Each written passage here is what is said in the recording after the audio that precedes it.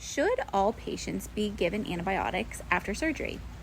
Sometimes patients will ask me in clinic, shouldn't I take an antibiotic just to be safe? The challenge with giving everyone antibiotics are really several. One is if the antibiotic is really not evidence-based to be indicated, it does have potential side effects. Antibiotics can make people unwell. It can lead to gastrointestinal distress. It can lead to allergic reactions. It destroys your natural gut microbiome. So if it's not evidence-based to be effective, then we really shouldn't use it. Now, what is evidence-based in surgery for antibiotic use?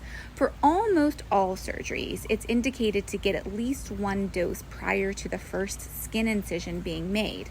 And that's because there's bacteria on your skin, and when we cut the skin, we're naturally introducing that bacteria to the inside of your body. So that one dose during surgery or before surgery can prevent complications. Now let's talk about breast reconstruction. Historically, all patients after breast reconstruction were sent home with antibiotics. Whether you had a tissue expander or an implant, or even if you just had a breast reduction, you were sent home with antibiotics. But studies have come out showing that it really doesn't decrease your risk of having an infection. So if it doesn't decrease your risk of having an infection, but it does objectively increase your risk of having side effects or negative outcomes, we really don't want to give it to patients unless it's clinically indicated.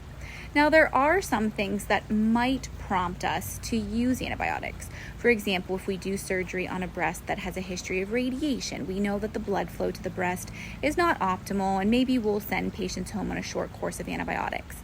And this is really on a case-by-case basis. But in general, not all surgeries warrant post-operative antibiotics. If you have an upcoming surgery, ask your surgeon in clinic, will I be sent home on antibiotics? If so, which ones? For how long? And are there any special considerations like medication interactions or certain foods that I shouldn't take while I am taking those antibiotics?